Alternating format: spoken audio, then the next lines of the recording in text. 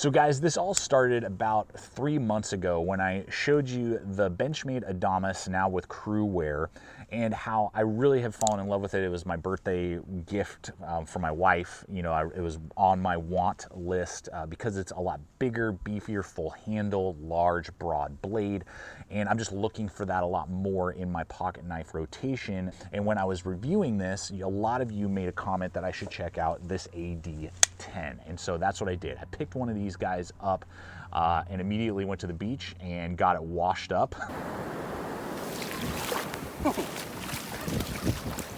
Not expecting that. Trying to get cool shots doesn't always work. The awesome part, and the first thing I want to hit with you, that this thing is a monster tank and very well built, because this got completely submerged in sand in every nook and cranny, and within 24 hours, without me having to take it apart, it was running like I had got it. So that part is amazing, and I'm very impressed with that aspect, where a lot of other tools, including I believe that Benchmade, if I had done the same thing, I would have had to at minimum completely gut the thing and take hours to clean it all out, whereas this guy, with just some minimal washing out, just flushing with some water, when we got back to the RV, this thing got all the sand out of it and it just kept on ticking and didn't rust out on me in any way. So big kudos to toughness and durability. This AD-10 absolutely has that. Now, beefy is the name of the game with this tool. It does come in just under 7 ounces. I mean, half my fixed blade collection weighs less than 7 ounces. So that's a beefy tool to be carrying around with you and in your pocket, and you'll know it's there.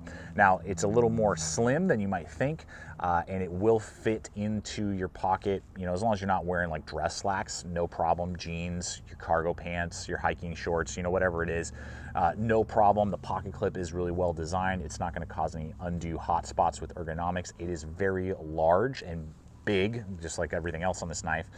So it almost looks like a money clip kind of, and it is ambidextrous, so you can swap it, you know, right or left depending on what you need to do. But it is just a big kind of in your face, and people are going to know that you're carrying it. So keep that in consideration. A blacked out pocket clip would have been a little nicer, I think, to have.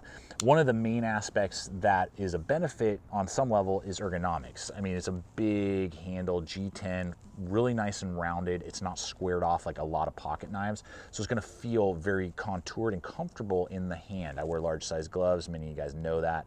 Fits well without issue. I can even back up a little bit. If you have really big meaty hands, it may start to be a little bit small for you because of that back hook that it has, but for most people with the large to extra large size hands, you're gonna have no problem.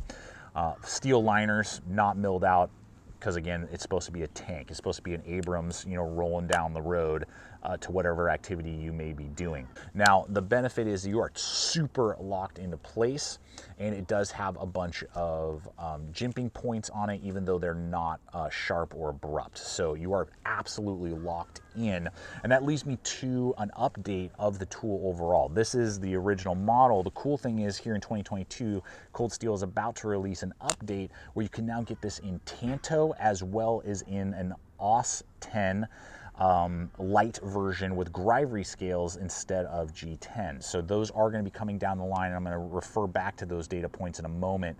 But that is something to note. You can get now 2 different blade shapes, or you can get it in a cheaper steel and cheaper handle material as well. Coming down the line, and those will be in the links as soon as they are available. Though it's not the heaviest traction tool, and say like a Cold Steel Recon 1 is going to have much better traction and textile grip, the cut-in is so deep and the blocky jimping grips so well that you can use it in multiple grip angles, and particularly in a Tanto version, I think could make an awesome utility slash defensive tool for those of you who need that. And that leads us into the choil portion. It does have a usable choil that you can absolutely choke up. It feels really comfortable. Kind of reminds me of a beefier, thicker SE3 in its kind of designing, because I can choke up and use that, but I can still back up and lock in, but it's actually beefier than an SE3 handle is. So that's something to kind of note there, and that helps with woods work. as well. So locking it in for defensive rolls and or woods work, the handle really works well, and I really enjoyed using it in that capacity. Now onto the blade. It has this classic drop point design, has this nice swedge up on it, so the aesthetics to the blade are very cool. Now this drop point version does decent with piercing, great with like a woods work idea. Piercing packaging, it does all right, but because it's so thick and robust, it doesn't pierce as well as a lot of other tools on the market if you're already having to go through like plastic packaging of your kid's favorite toy that they just got. So that's something to kind of note, whereas when the Tanto version is released, that will, I'm sure, pierce a lot better. So if piercing is something that you want, that would actually be the better option to go with. The belly works really well in its designing, but this is what I believe comes down to the fatal flaw, honestly, of this design, because every other aspect to it seems to be well done, overbuilt. The triad locking mechanism is so tough that you can pound on it. I literally batoned with it, not recommended, but had zero wobble or loosening up. So I mean, it is a super strong, super well built blade that can handle a lot, but it's in the thickness and the thickness behind the edge. Even though the edge is nice and sharp, it has a saber grind that's kind of low for a pocket knife, and it's 0.15 on the thickness. So it's just a really thick blade. It just doesn't really do super well with all the general things you would do with most pocket knives, meaning basically cutting through packaging, doing some food prep, doing those type of things that you're going to do most of the time with a pocket knife. It just doesn't really excel at because of how thick it is and how overbuilt it is. And that's where the Benchmade at 0.14 being a little bit thinner and a higher grind slightly, and just the thickness behind the edge being a little bit thinner, is a better overall like pocket knife, even though it's not as thick and overbuilt on the blade stock. So that's something to note. Now the S35VN that this model currently comes in is great, made in Taiwan, super good that it's made in a country that is one of our allies. So I'm super glad that Cold Steel is continuing to make it with Taiwan. And they've always done great work through their factories there, excellent fit and finish. And that S35VN is really good steel. You're going to get really good edge retention and all of that. But when it comes to the daily tasks, it just is too big and too fat a tool.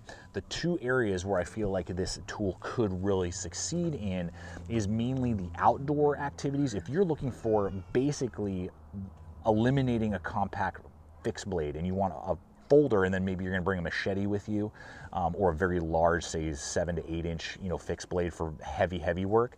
This could do a lot of work. You can choke up and get really nice feather sticks for a fire going.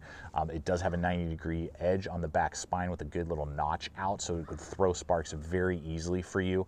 And it could do anything that basically your 3 to 4 inch fixed blades could do. I mean, honestly, any 3 to 4 inch fixed blade, this pocket knife, I would argue you could do all day. And so that aspect, if you want to use it as a woods folder, I think it has a lot of potential with the ergonomics, as well as with the blade shape and thickness and style, or in that Tanto format if you are looking at basically as a really overbuilt deployment tool, field knife that is more of a folder. It has the potential to really do well in that capacity. I don't think the drop point would be, I don't know, I'm going to give you a super technical knife term here, stabby enough to do what needs to be done, whereas the Tanto would. So those are the two aspects where maybe it would make sense. But this is where the reality really kicks in, because this guy is going to go on average for about 175 to 195, depends on where you pick it up, who, what, when, where, why. I'll have a bunch of links for you guys below if this is something that you still want to pursue after, or you want to maybe look into the AD-10 version, which is still a great steel.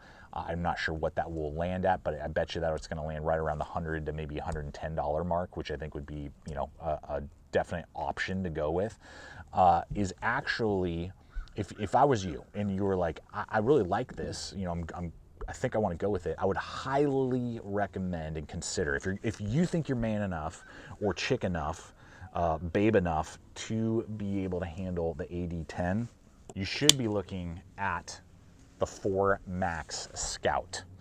This guy right here is bananas. Now it's gonna weigh in around 10 ounces, so it is definitely in almost the like light duty survival knife fixed blade range. But what's awesome is that where the AD-10 is 3.5 inches, which may make sense for maybe legal reasons or, you know, just compact ride, this guy has a 4-inch blade, so wide, so broad. It's going to be 0.18 on the back spine thickness. So that means that it's going to be super tough, super robust. The tri-head lock bar is so thick. It matches that 0.18, 3/16 of an inch thick lock bar. It does have the Gryvery handle scales with a heavier traction on it. The contouring and blocky jimping. This thing fits my hand with tons of real estate to spare, a much more generous choil than the other one did, so you can choke up and get good woodwork done. No hot spots, and you can even back up and do light delimbing because of the handle geometry as well as the weight behind the tool. So it's going to have AUS-10 steel on this particular version. Still great steel, made in Taiwan. Awesome. Super heavy, super overbuilt pocket knife, pocket clip design as well. You are absolutely going to know it's in your pocket. It's going to take up probably 2/3 to 3/4 of your pocket space carrying this tool. But it's such a tank that if you think you're going to be using the AD-10 in the 2 rolls that I suggested, I would highly recommend at least considering this one, because it's going to go for about $110 on average. So you're getting huge value for this tool. So that's something to consider, guys. And I would highly recommend at least looking at if you think you've got the stones for it.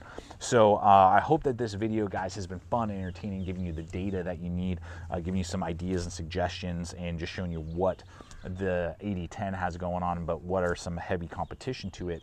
And I look forward to hearing your guys' comments. What's your take on the AD-10, and particularly those of you that own one, and the 4 Max Scout, as well as maybe the 4 Max. You know, there's the premium version that you could look at as well.